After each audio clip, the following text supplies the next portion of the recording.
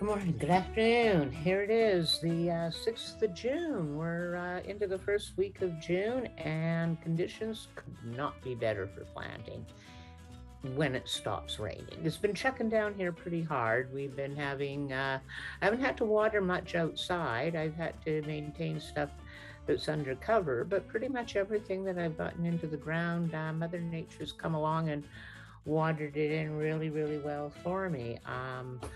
So I hope you got your squash plants in. I hope you got your cucumbers in. I hope you planted your corn. I'm still holding off a little bit on some of my beans just because my lilacs are still, some of them are still coming out, not quite there. But we're in Virgo today. We're in Virgo all day, and Virgo's a good solid earth sign. You combine it with the fact that the moon's still in the first quarter, and we've got some really, really good planting energy going on. Anything that you need to transplant in should do just fine. Earth signs have a real good beneficial effect on root production and anything underground. So that means your transplants, would should be able to take right off. Um, the moon does move into the second quarter tomorrow morning, early in the morning at about 10 to 8 a.m. Still stays in Virgo though, so we've still got some really, really good planting energy going on at that point. Um, Wednesday morning, we start off in Virgo, but not for long because around 5 o'clock in the morning, the moon goes void, of course. And then at 22 minutes past 8 in the morning, it enters Libra. Now, Libra's a really solid balance sign. As an air sign, you've got some real possibility of doing good planting energy with anything that's likely to be blooming, anything that you're depending on flower production. So, that's really good for Wednesday, and that carries on through Thursday. Now, Friday, we go from that really awesome, air energy through a short void of course period from 10:30 in the morning until about 1:40 in the afternoon. And then we're in Scorpio. So now we've got, the moon in the second quarter. We've got Scorpio influence. Scorpio is a powerhouse water sign. It is the fire of water, if you will. It's the water sign, but it has probably the most rapid effect of all of the water signs. It's absolutely fabulous for planting potatoes in. If you haven't got your potatoes in the ground by next weekend, spend the weekend getting that happening because with Scorpio and that second quarter moon well into it, by then we're going to be pretty close to the full moon. The moon actually goes full on a week tomorrow. So by the weekend, we're going to have a fairly substantial moon in the sky. And with that Scorpio energy, it really will, take off and things could go incredibly well for you. We've got a lot of water happening right here in BC at this point in time. There are a few areas that are on flood watch, and locally we've had a few things that look a little scary in terms of how they have not stayed up on the mountainsides. You do want to pay attention to that when you're planting. If you've had a really good dump of rain, give the ground enough time to dry out a bit that planting isn't too onerous of a task. Also, although the plants like water, soaking wet soil does not carry oxygen and other airborne molecules nearly as well as moist soil that has a little bit of aeration going for it. So, after if you get your plants in the ground before a good solid rain, that can be a real boon. But if it's been chucking down for a couple of days and you want to go out and plant, give it a little bit of time to dry off. Make sure that the soil's in a situation where you can at least work it without it, without it being too sticky and clumpy and too challenging for your seeds to take off in. Don't forget that incorporating a few things like, peat moss can be a real boon. Sand can be a real boon if you've got a heavy clay soil. Locally, we have an opportunity to buy goat manure or llama or alpaca manure, and it's often mixed with shavings, which, if used judiciously, can really build you a nice arable soil. You don't want to get too much of the wood into it. I also like to incorporate some of my chicken droppings from my own chicken coop rather than using chip all of the time, wood chip all of the time. I frequently will use straw, which gives a really, really nice compostable leavings at the end of the season. Um, so now, anytime you're using chicken droppings or manure, you want to make sure that you give it enough time to age out a bit so that it's not too strong. It's pretty high in nitrogen. I also found that sometimes it works better if you use it as a compost tea instead of applying it directly onto your plants, just because then you can mitigate some of the strength of the nitrogen simply by watering it down a fair bit. So a really, really good planting week, and we're coming up to the full moon, and we're going to be hitting the solstice rather early this year. The solstice is actually going to be hitting us on the 19th of June, so we're only a couple of weeks away from that.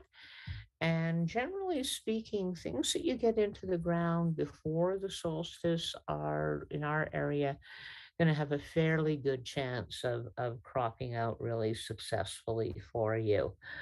I have a couple of things that I plant that actually do better if I plant them right around the time or slightly after the solstice, including some of the older heritage type of carrots and beets that have a tendency to bolt if they're planted too early in the year.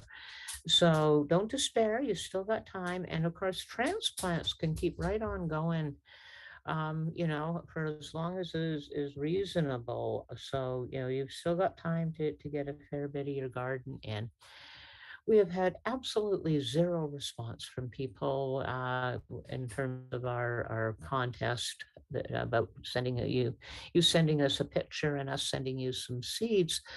So I'm going to switch it up totally and completely. And the first 5 people who send some kind of message to this broadcast, who post something on my Wise Women Seeds group page, the first 5 people to interact with this post or with any of the daily posts today and tomorrow on the page, I will be sending a mystery seed packet out. I promise you it will be worth at least $50 in seeds, quite likely more. And yeah, so, all you got to do is comment.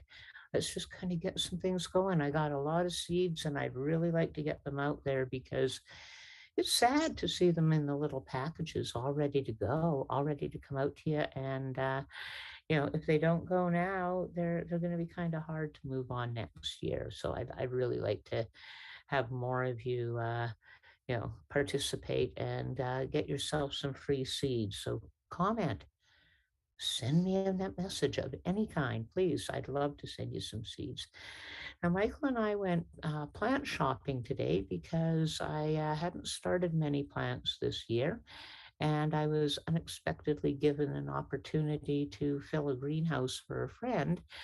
So we decided we'd go off and hit one of the local nursery centers and see what we could find. What we found was that a lot of the plants are pretty stressed. That this long, long, cool spring has meant that a lot of the peppers are so frantic that they're setting seeds, even though they're only about 6 to 8 inches long. And we found many, many things blooming in the pots and looking absolutely desperate to get transplanted. So, we had a great time, and I think we found some really good prospects for growing out this season, but it was a little more challenging than I'd initially thought it might be.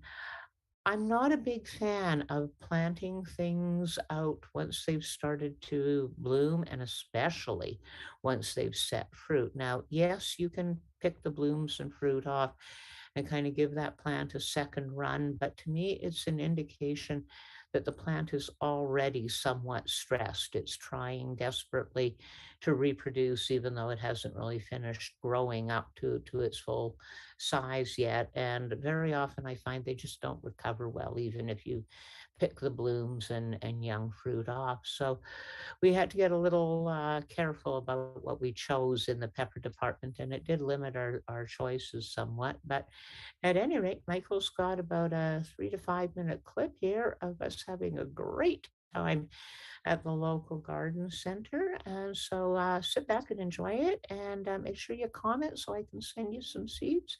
And we'll see you all next week when we're doing the run up to the solstice. Bye, all.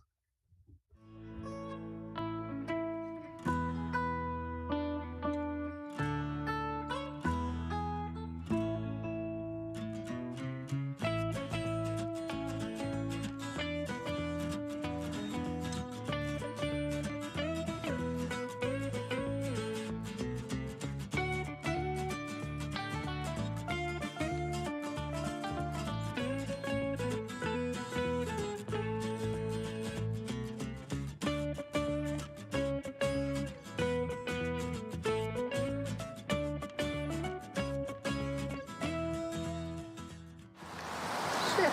Like a lot of nurseries, they've got 2 plants in each pot, so gotta like that.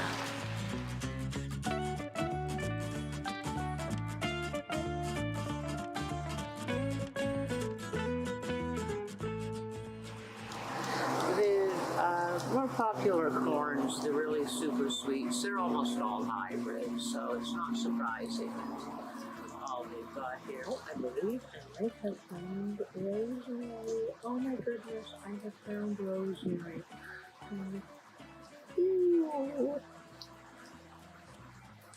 Pretty.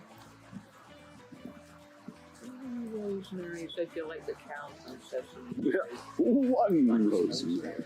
All right, so now it looks like we might have an entire row of peppers here to choose from, and I have remarkably few peppers going on Same. right now. So those things are kind of wide open there. Yeah, these are actually, but look at them. They're all blooming. This is the problem with this late, slow season that we've had, is that the poor plants are getting quite confused about what to do. But these ones at least are at the stage where I can do that. Come on. Yeah, fruit plants bolting and setting fruit early like this is a real sign of stress. Remember, we had somebody at the workshop ask about their cucumbers, and I was like, yeah, they're like blooming in the pot and teeny tiny. That's